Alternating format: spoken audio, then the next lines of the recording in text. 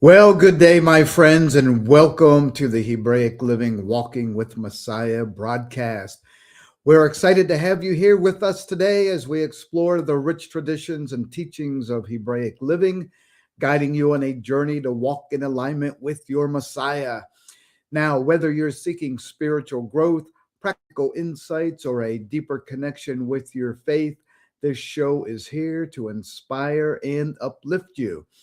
Now, in last week's episode, part 3 of our series, AI and End Time Prophecy, we discussed the man of lawlessness and the rise of the anti-Messiah and how he deceives the nations, how he uses signs and wonders, and how artificial intelligence may become the engine of global deception. Now, today, as we enter part 4 of our series, it's going to be entitled, Come Out of Her, My People. This is the episode where everything comes together. The rise of the final Babylonian system, the role of artificial intelligence and global control, and the prophetic call for God's people to separate themselves from the world's system. Now, this is not a message of fear. It is a message of clarity, identity, and hope. The remnant have always been called out before judgment. And in these last days, that call becomes louder than ever. Now, remember to plug in every Tuesday at this same time to see the show live. And you can also view it on demand on the lambnetwork.tv website. Each show is also recorded on the Daily Torah YouTube channel. Welcome to all of our new listeners. And if you're not a subscriber, hit the subscribe button so you never miss a single episode. And always remember, my friends, to share these messages with your social media friends and family. You never know whose life you're going to affect. Now, if you have your Bible and notepads handy, get them ready. And let's begin our discussion for today. Let's get into it. We have a lot to cover today, so let's go. Let me take myself off the screen because my slides have a lot of information in them. Feel free to take screenshots or pictures. You can share it with your friends and family. It's okay. So today we want to talk about coming out of the Babylonian system, okay? The last 3 parts, we talked about AI and how the illusions and the rise of the man of lawlessness and how he's going to be able to use AI technology to deceive the whole world. But before this happens, God is calling us as the remnant to come out of this Babylonian system. And it's a spiritual system. You know, Babylon is examined as a spiritual, but also a cultural system influencing humanity's beliefs and practices throughout history. You know, like I said before, there's nothing new under the sun. This has been a regurgitated, resurrected entity from back in the ancient days. But now we have AI here in the end times. And we have been investigating the growing role of artificial intelligence and how it shapes society and ties into these prophetic times that we are in right now. And we looked at that from various religious perspectives. We got into the Talmud, even the Zohar, and we did a deep dive into how AI and all these occultic practices, you know, they're embracing AI. They're looking forward to this one world government, all the globalists and the elitists. And we know that as believers, we're not blind to this, but we are called to be the faithful remnant. And if we're not careful, remember what I said last week, Yeshua said that if we are not careful, even the very elect may be deceived by this new technology and these signs and these wonders. I mean, look at what's going on today, my friends. We have people who we thought were aligned with God, with I'm going to say America first mentality, the Make America Great movement, which tries to embrace a Christian-led nation, and we're trying to get away from globalism and get out of the Babylonian system. But what did we find? We have interlopers. We have people who said they were patriotic believers, Christian believers, and they are not. They are anti-Israel. They are anti-Messiah. And they believe that they, in their outfit, their sect, is the new Jerusalem, the new Israel, the new church that's going to replace everything. And so we have been finding out that we have people inside our own movement, so to speak, that are actually interlopers. They are wolves in sheep's clothing. And that's how the elect can be very, very deceived, because now we have all these things happening on both sides of our heads, right? Our minds are being bombarded with all these different voices, and we don't know what's true and what's not true. We don't know what's who's real and who is not real, and we have all these deep fakes and all this misinformation that's coming upon us. And so we have to have a spirit of discernment, and we have to place our focus on identity and the mission of the remnant who remain faithful, that we are called to be separate from this prevailing system. And that may mean coming out all together and isolating ourselves to some spec, where we as the remnant are together, and we will be basically isolated from the rest of the world. Even those who are confessing Christians and believers of, supporters of Israel, but they don't follow the Torah, they don't follow Yeshua, really, they don't follow their Bibles, they don't know the covenants, they don't know the prophecies, and so they make things up and they have their own doctrines that they follow. And so we may be, as Hebraic rooted, messianic, end-time believers, be isolated into our own little group. And so we have to be supporting and loving and uplifting one another. So let's look at this final Babylonian system. We have these prophetic events and the convergence. In this episode, we're going to discuss and reveal how prophetic events are converging, signaling the rise of a final Babylonian system in history. And we talked about this artificial intelligence and control, and how artificial intelligence is depicted as a key tool for global control, transforming society in the way governance operates. And then we're going to talk about spiritual discernment and separation, that we as believers, and I'm urging each and every one of you to take your walk seriously, to remain spiritually discerning, distancing yourselves from worldly influences, and to embrace faithfulness amid all this change. We need to come out of this system. Otherwise, we're going to be lured into it, and we're going to end up taking the mark because we feel like we have to survive. And I'm telling you now, you do not have to. If God could feed Elijah and the ravens could send him food when he was fleeing from Jezebel and Ahab, God can send the same to each and every one of us. And he promises to provide a place of safety for each of us if we are remaining faithful to him. So we don't want to go through the fire, because he also says that there will be some who will be refined. So if you are on the fence and you think you can have one foot in the world and one foot in God's kingdom, and then the time comes and you're waffling and you're lukewarm, well, you may have to be refined. And that refinement will be going through the tribulation, because there isn't any rapture that's going to come and whoosh us all away like the church likes to portray. It's not going to happen. There's only one rapture, and that is when Yeshua returns on Yom Teruah, and he's coming down to earth to meet us, and we will meet him in the air on his way down to earth to set up the kingdom, to put the anti-Messiah, the false prophet, Hasatan, into the pit, and to allow us, the first remnant, the first fruits, to be resurrected into those glorious beings that we are preparing to be. So that is the only rapture that's going to happen. So we're going to have to really make sure that we are prepared and ready for what is coming upon this earth. This is the call to hope.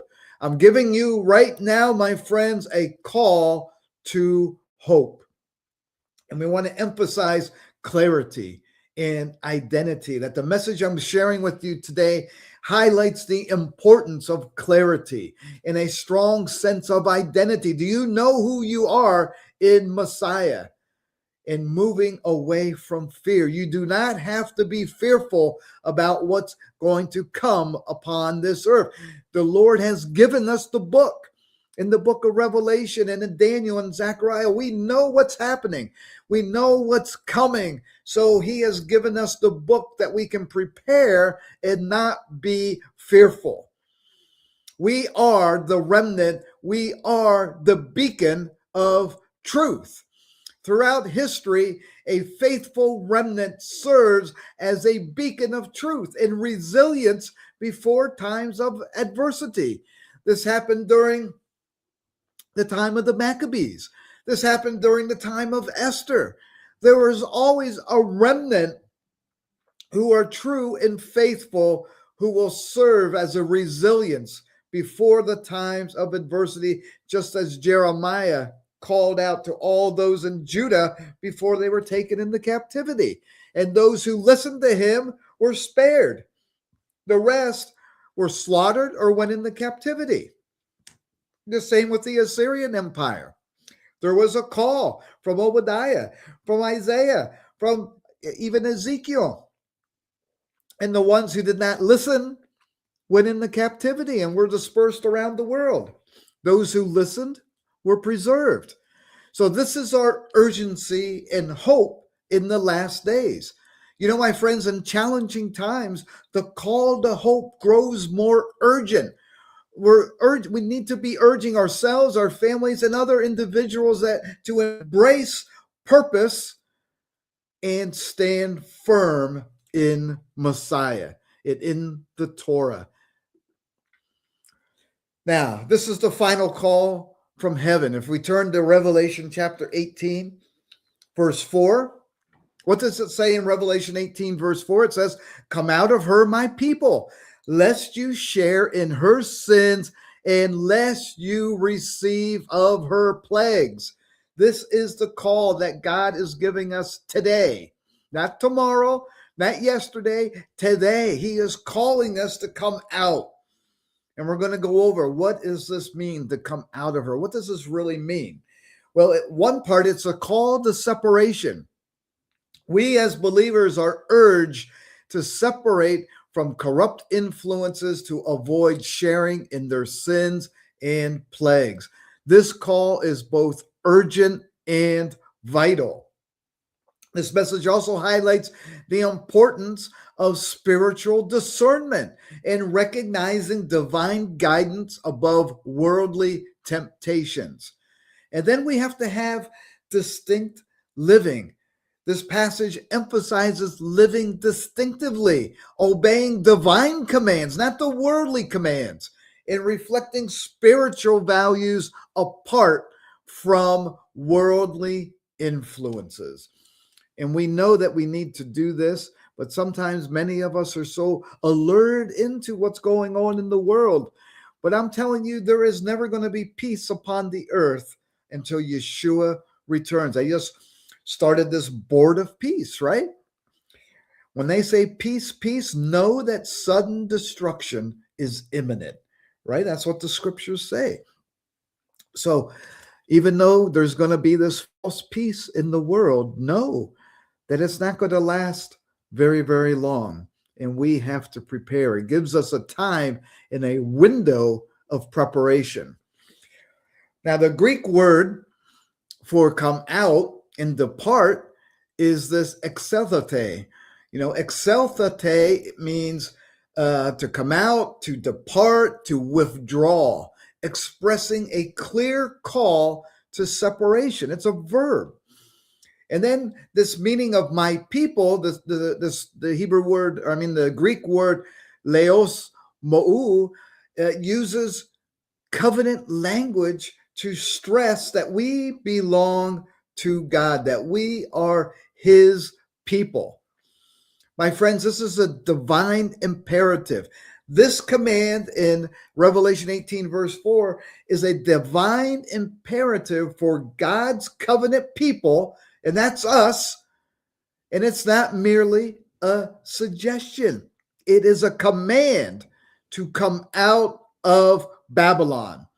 So if you are a follower of Yeshua, if you embrace Torah observance, this is the command from God Almighty to come out of Babylon. And we're going to get into it deeper here as we go on. In Revelation verses in chapter 17 and 18, it's a hub. This Babylonian system is a hub of immorality and idolatry. Let's look at it. This global system. We have many, many parts of this system. We have a global economic framework. Babylon symbolizes an interconnected global economy, driving commerce and wealth accumulation across nations and cultures. I'll give you a point. I just tried to wire some money from one of our businesses to another country north of the border, and we had all kinds of trouble. They can control everything. The systems are in place that if you have one little thing not checked, some checkbox not checked or marked correctly or out of sync, you can't move money around. And you can't take money in your pocket and go across the border, because if they catch you with it, they're going to fine you or and confiscate it. So we have all these controls in this global system connecting a global economy and all this driving the commerce and everything. And look at all the tariffs and everything that's going on in the world right now. Then on top of that, we have a political empire, right? This Babylonian system is going to represent a vast political power, influencing governance and authority worldwide beyond a single city. Babylon is just not a city. It is a system. It's a global system. And then you tie in the spiritual deception and idolatry, and Babylon embraces deception, sorcery, idolatry, shaping beliefs and morals globally. And we saw this with all the Epstein files and all the debauchery and the immorality that came out of that island, and how all the elites from the world, the princes, all the high up globalists, all were in and out of that island, taking part in all this sorcery and idolatry, even to the point where they were cloning babies and humans, and they wanted to use them for different body parts. Maybe even in China, they're doing all this, growing body parts and souls to be able to harvest them later. My friends, Babylon is not merely a place. It is a pattern. It is a system. It is a demonic spirit that rules this earth right now.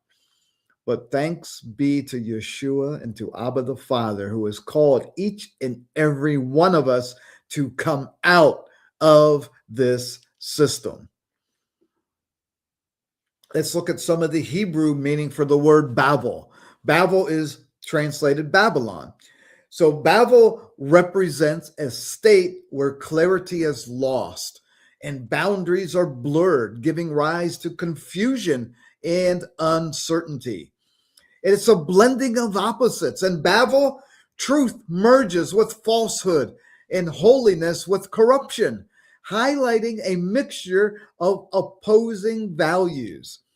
And then we have this moral and spiritual uh, ambiguity. This Babel is this blending of spiritual and the morals that shows the danger of mixing purity with idolatry. My friends, Babylon is the system of mixture. Truth mixed with lies, right? We see this all the time. They give us misinformation. It's got a little bit of truth in it, just like the serpent when he deceived Eve in the garden, right? He had a little bit of truth in there, and then he mixed it with lies.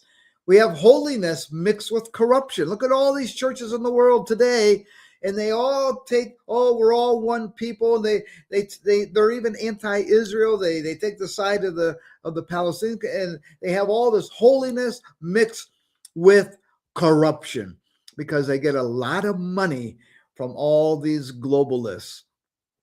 And so they support their ideologies. And we have spirituality mixed with idolatry.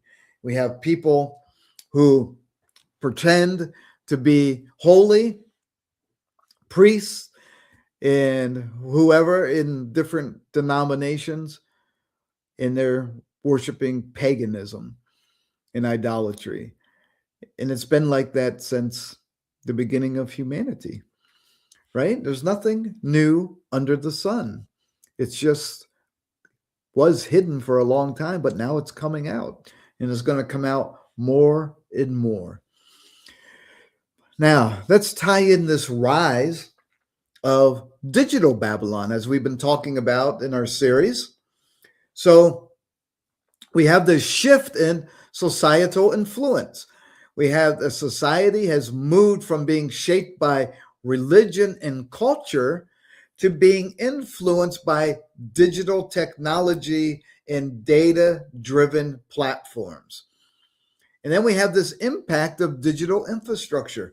Today's online platforms shape behaviors and beliefs. And we went through this last week, affecting how individuals interact with information and each other.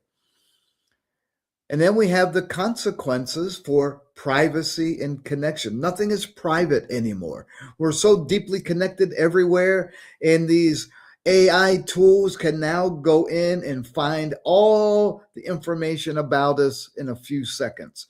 You could type in your name or whatever in Gemini, in ChatGPT, in Copilot, and Grok, and you're going to come back with everything about you in these systems. Try it.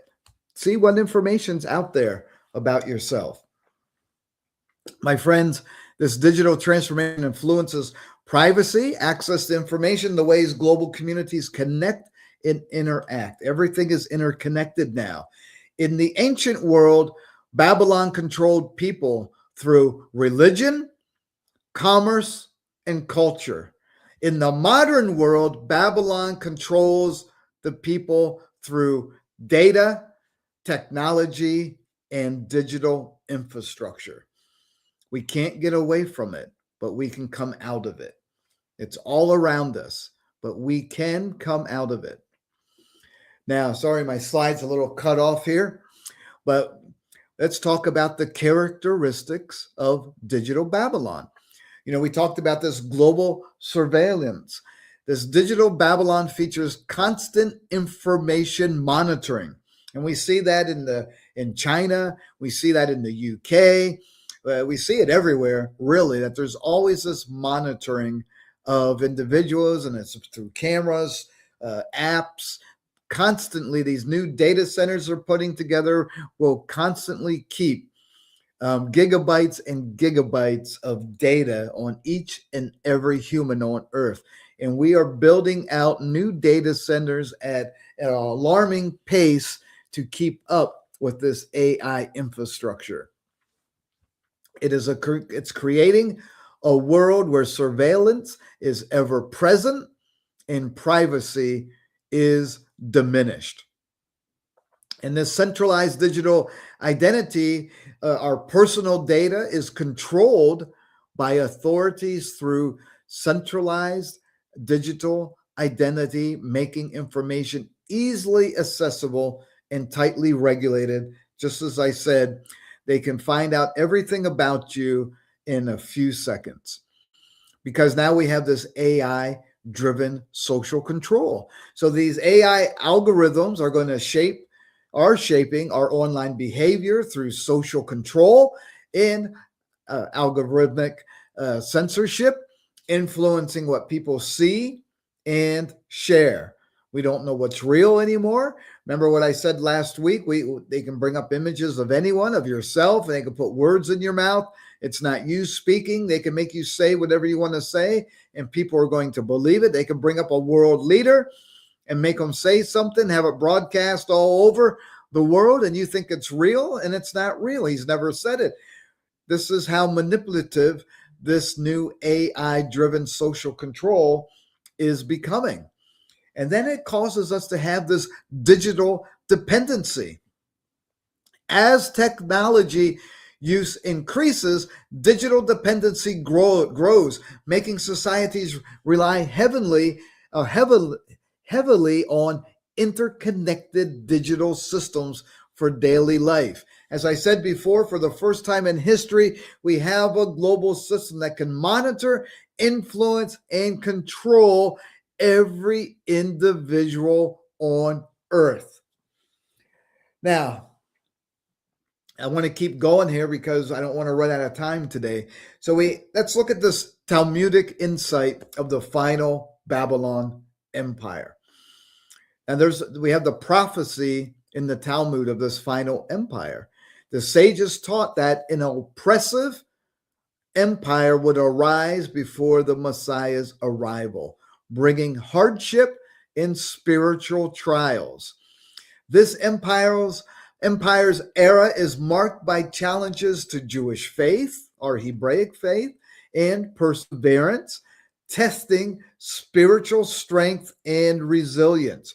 Right? Remember, Yeshua says, here is the faith of the saints. When this stuff comes upon us, our faith is going to be tried, whether we are resilient or not, whether we have the spiritual strength to survive going through these 3.5 years of the tribulation. And it's preparing us for redemption. Enduring these hardships is seen as necessary preparation, paving the way for ultimate redemption and the Messiah's coming. My friends, each of us can get through this if we uplift and encourage and support each other. We can get through this. This is where resilience, perseverance, and resourcefulness is going to come in. If you never listened to my teaching on the 7 laws of success, just Google that or search for that on the Daily Torah channel. And I have a thing there about the principles of making sure that you can be successful and get through this, because we need to be successful. We need to go through this to have our redemption and election sure. There is no easy way out of this. Just like when a woman gives birth to a child, there's no easy way out. You're going to go through the pain, the contractions, and then finally those contractions are going to give birth to a beautiful newborn. Well, it's the same way this world is going to contract. It's going to go into labor, the birth pangs of Jacob, and at the end, the kingdom will be born. But we're going to have to go through a lot of pain to get there. In the Talmud, in the Pesachim 118 verse A, it says, just as the first redemption was from Egypt, so the final redemption will be from a great empire. And that's the Babylonian renewed system that's going to come upon this earth. In the Midrash Tanhuma, in the last days, it says, Israel will be surrounded by a global kingdom, but God will deliver them. Well, that's in Zechariah chapter 14, right? And we know that. And so these prophecies are in there, and it's also outlined in Revelation. The rabbis believed the final empire would be global, powerful, and spiritually corrupt, just like Babylon. Yeshua had given John the words and all the prophets the words, and everybody is in alignment here. about this final Babylonian empire. This is why we need to embrace our Jewish brethren. Even those who are not yet believers of Yeshua, they were given the wisdom to preserve for us today. Now, let's look at the spiritual roots of Babylon. Okay? Rebellion and centralization. Babylon originated as a symbol of rebellion and centralized power, seeking to unify people under a single authority. Then we have the human exaltation. Babylonian culture emphasized human greatness, placing mankind's achievements above divine authority and spiritual guidance. And then we had the occult influence. Occult knowledge was integral to Babylonian practices, influencing their beliefs and daily life with mystical traditions. And then it had the economic domination. That is the fourth root. Babylon pursued economic control, leaving a legacy of influence that shaped commerce and power structures in later civilizations, and it's even affecting us today. My friends, this final Babylon is the same spirit, only now empowered by technology. So we have to be aware, and we see this in the UN, right? We see this everywhere. These four elements, these four roots springing up. We saw it in the opening of the Olympics, right? If you're watching this, just a few weeks ago, with all that satanic rituals that they went through, symbolizing that they have control over the whole world, over all the embryos of the whole world. You know, they had that like embryo-looking thing hanging from the cauldron and all the fire, and then they had the priests dressed up and the altar underneath.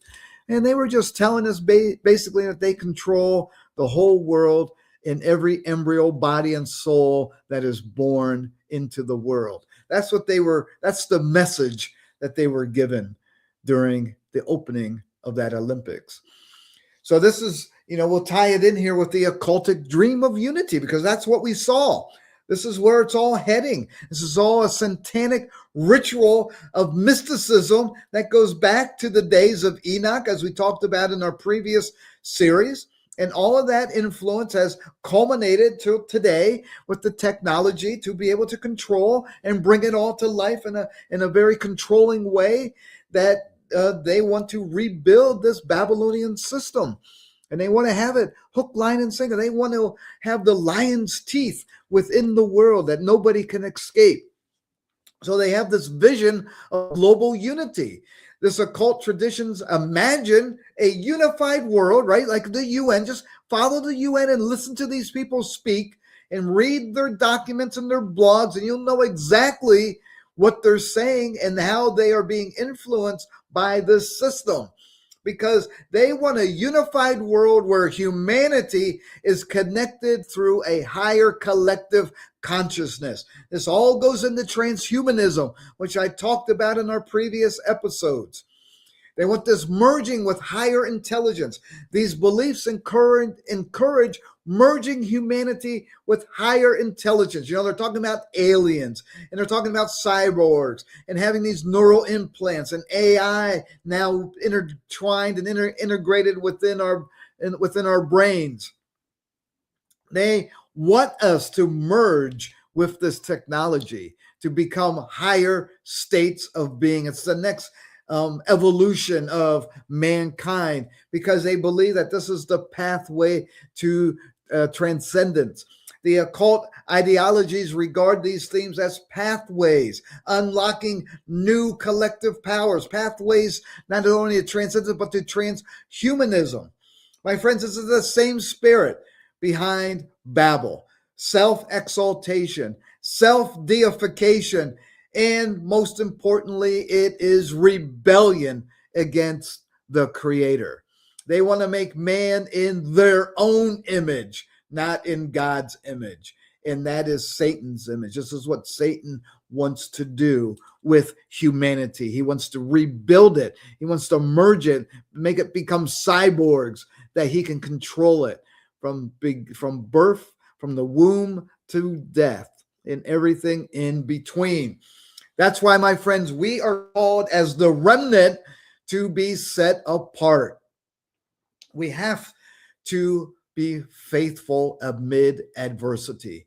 My friends, throughout history, faithful individuals stood strong against corrupt and dominant culture, even to the point of death, exemplifying spiritual resilience and commitment. How committed are you right now to God, to His Word, to His Torah? If someone's going to come to you now, are you going to be like the Greek or like the Hellenists who succumbed to the Greeks? You know, the Jewish believers, when Greek took over Israel, and they loved the games, right? They loved to be Greek-minded to save their own souls. But many of them perished who did not give in. Which side of the camp are you on, my friends? Will you give in to the Babylonian system? Will you take the mark? Or will you resist and make yourself set apart? What is your spiritual commitment? Remnants such as Noah, Abraham, and Daniel remained committed to their beliefs, regardless of societal pressure or opposition. So again, only you can answer the question, how committed are you? And then we have an enduring legacy. The remnant's perseverance left a legacy of faith. What is your legacy going to be? Is your book going to be, is your name going to be in the book of life and leaving a legacy to those after you as a faithful steward of God? Or will you take your part in the lake of fire where there will be gnashing of teeth and weeping?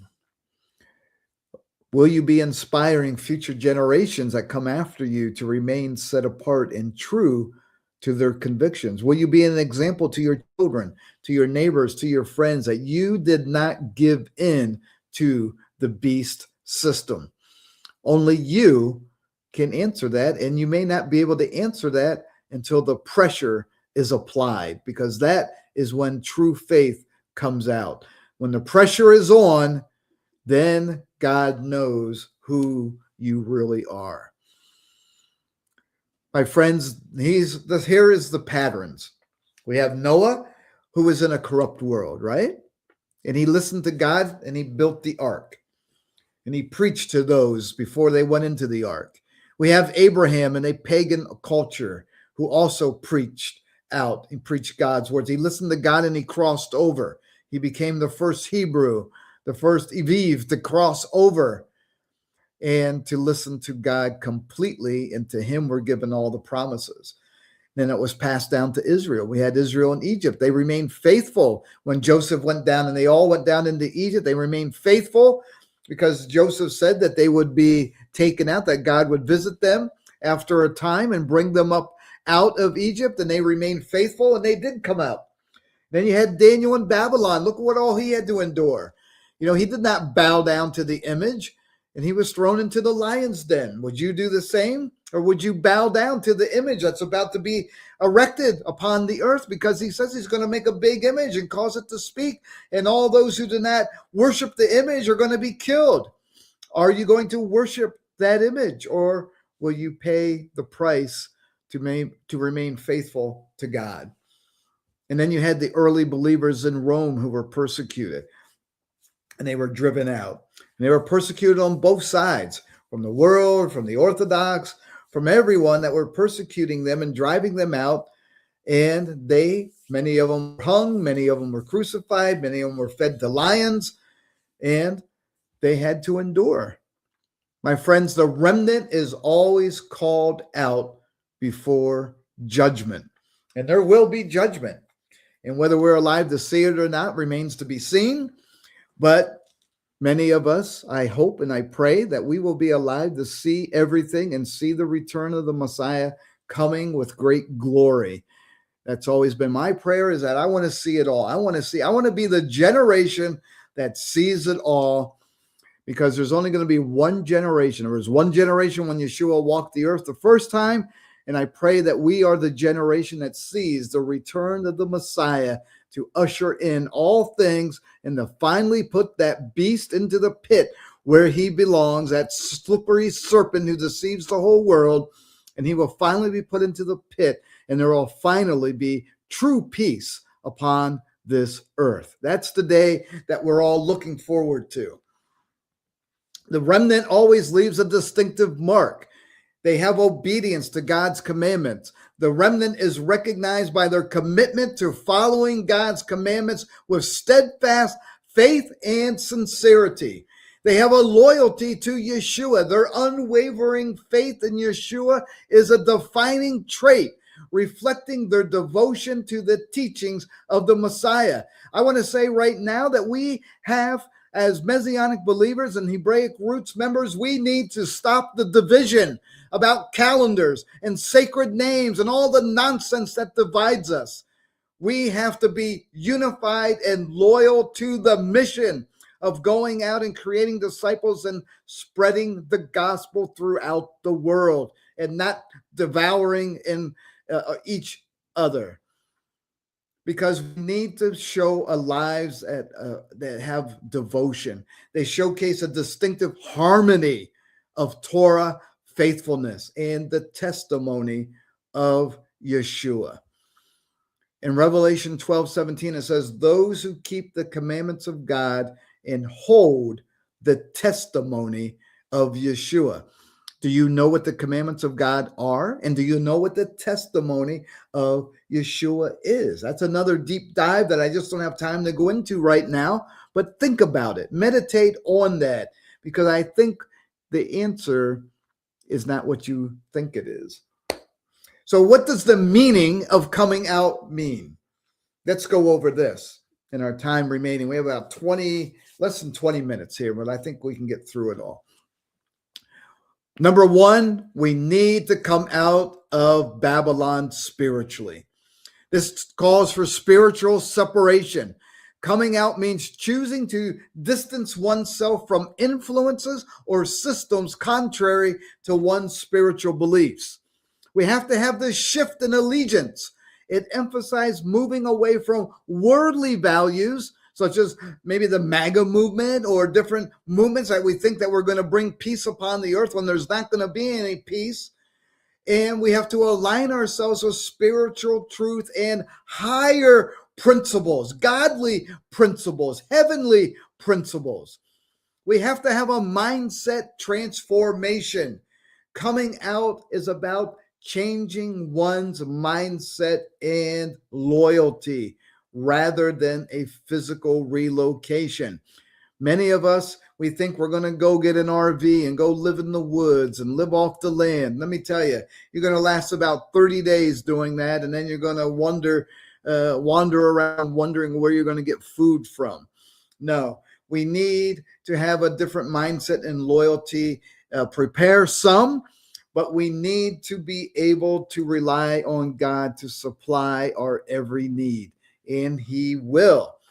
Number two, we need to come out of Babylon morally. We need to be upholding our core values. Staying true to moral standards means not compromising when faced with conflicting values or external pressure. We need to resist corrupt influences.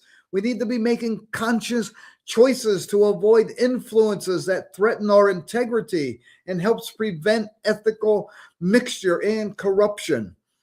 And we have to live with clarity. Moral clarity creates a strong foundation for growth and trustworthy relationships with others. Refuse to compromise, refuse to mix, and refuse corruption. We need to be coming out of Babylon economically. This is the hard part for us. You know, we have to reduce our financial dependency. We have to lower reliance on debt and large institutions to decrease our vulnerability and increase personal control over our finances. Have a supply of gold, silver, and cash on hand so that you can barter with and be able to live in a cashless society. Because they're going to make everything digital, and then you're going to be on the system, and then they're going to be able to control you. We need to cultivate self-sufficiency. Develop practical skills like how to garden, how to grow food, how to hunt, how to clean a deer, how to fish, how to clean fish. Learn how to be self-sufficient. Learn about edible herbs. Learn about how to be self-sufficient. Support local businesses like your local farmers markets so that when times come, you can go and barter and they'll be able to help you because there's many like-minded believers who have farms. They have hens and eggs and goats and different foods, and we're going to be able to go and barter and hopefully support and supply each other's needs. So we have to have this attitude of being self-reliant, but we don't need to know everything because we just need to make the connections. And as believers, we need to be supporting and uplifting one another. And we just need to be prioritizing saving, avoid unnecessary loans, and make deliberate choices now to get out of debt and to ensure personal and community economic stability. We need to detach from the systems of control, of debt, and dependency wherever possible. And then we need to come out of Babylon ideologically. We need to reject Babylon's narratives. We need to refuse culture-shaped definitions of truth, normalcy, and morality. We need to resist propaganda and conformity. We need to test every message against scripture, not consensus or permission.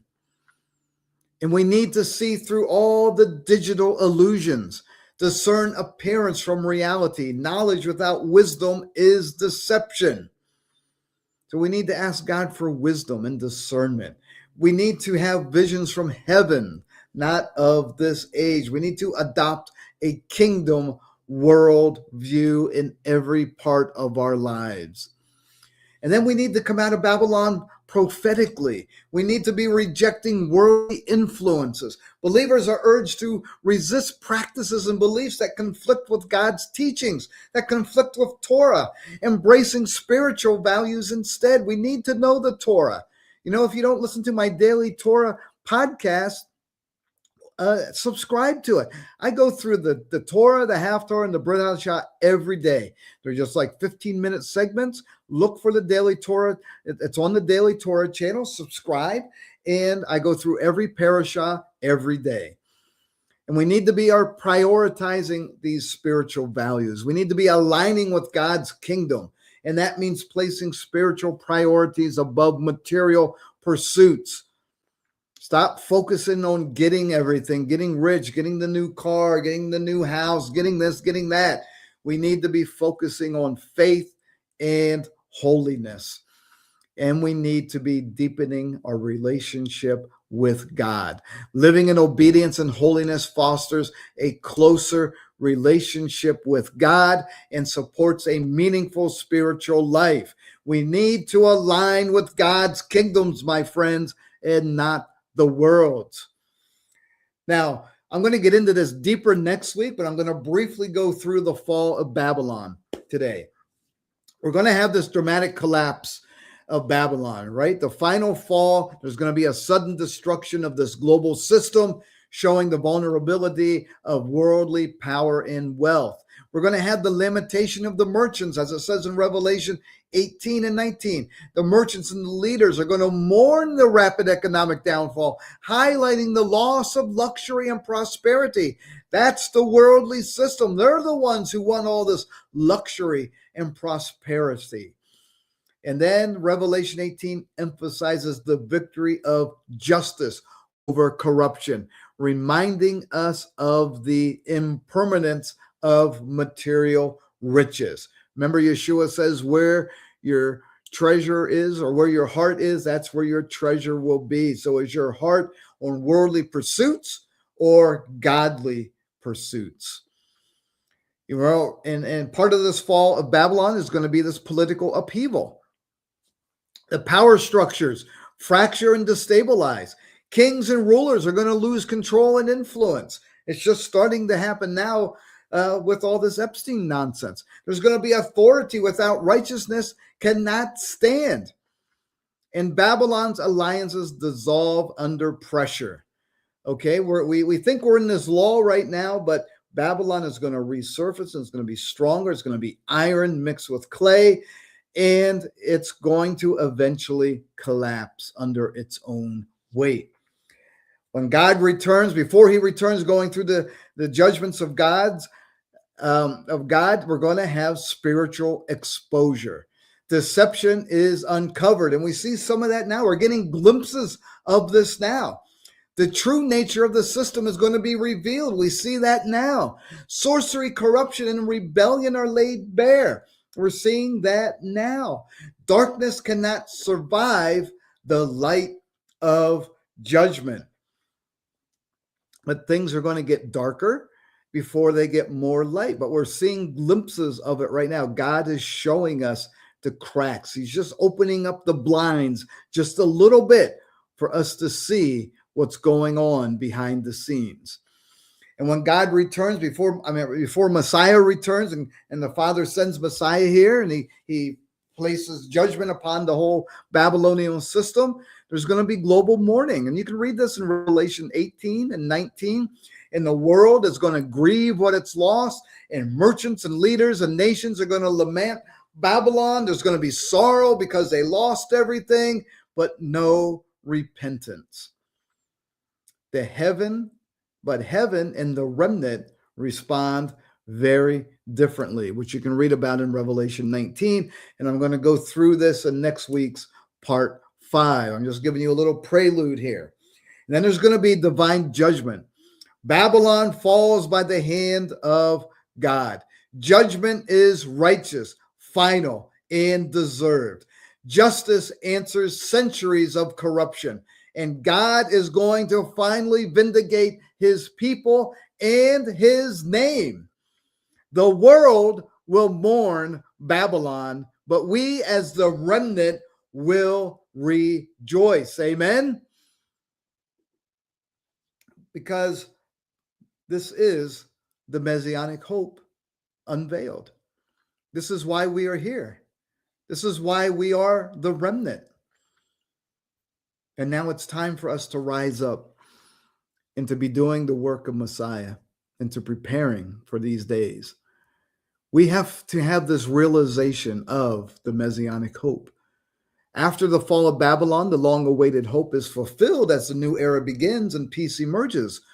But are you encapsulating that now in your life? Are you proclaiming that so that other people can come in and be protected and come into the Messianic hope and be part of the first fruits of Messiah?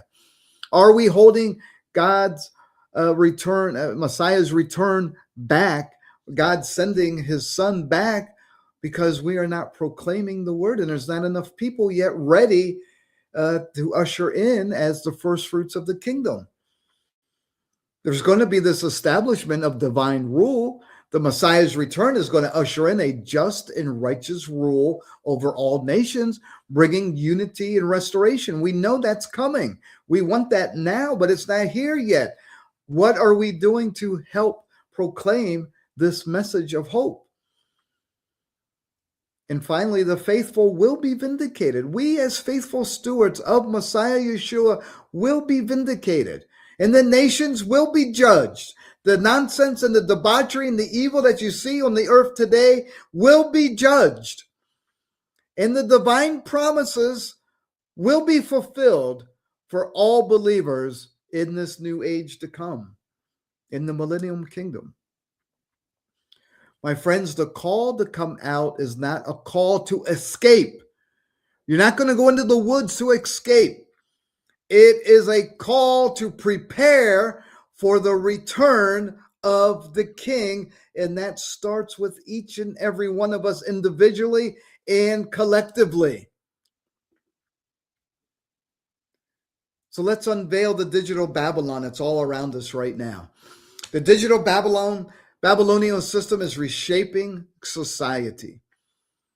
It's influencing cultural and spiritual perceptions in profound ways today. We have this prophetic call for separation. God is calling us to come out of her, from this digital Babylon, highlighting the importance of maintaining a distinct identity as a spiritual remnant. And then we have this spiritual convergence that's happening. I believe that many of the groups are going to finally align and be at one. We're going to have this convergence. And we see it in the scriptures. We see it in the Hebrew language. We see it in Talmudic wisdom and modern technology. They blend to create a unified spiritual narrative with deep connections. So as people of God, we need to embrace each other and stop the divisive nature. And we need to be unified in our walk with Messiah. That was one of the reasons I started this podcast, because I saw all the division. We need to be unified, my friends, as one people, because this is our journey of faith. You know, this series that I'm talking about, it connects prophetic messages from ancient texts to modern times, highlighting continuity in spiritual revelations. It is a call to holiness. Through this series, one truth remains. Through everything that's going on in the world today, one truth remains. God is calling his people to stand apart, to walk in holiness, because it is preparing us and the world for Yeshua's return. We need to encourage readiness and anticipation for the promised return, emphasizing urgency and hope. So, my friends, in this episode, part 4, we explored the rise of the digital Babylonian system. We discussed the prophetic call to come out and the identity of the remnant in the last days. We saw how scripture, Hebrew language, Talmudic insight, and modern technology converge into a single narrative. Now, next week, in episode 5 of this series, we will continue the series with Fallen is Babylon the Great. This is the episode where the story reaches its climax. You don't want to miss this episode. Until then, my friends, walk in discernment. Stay grounded in Torah. And most importantly, my friends, keep your eyes on Yeshua.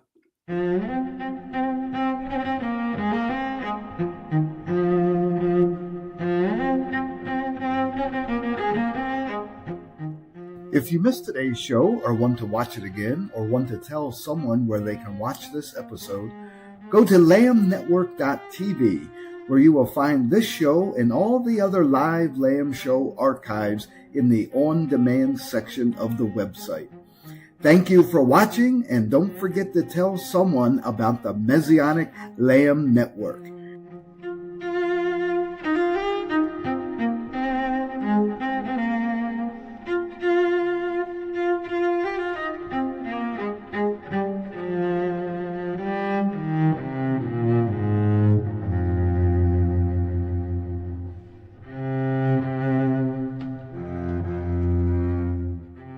We are richly blessed to bring you what we believe is the fullest, most diverse, yet up-to-date progressive teachings, discussions, and prayer programming you can find anywhere on this planet. Be sure to take the tour of the lambnetwork.tv website. I'm Jeffrey Clark. Thank you for joining us on the Messianic Lamb Video Network.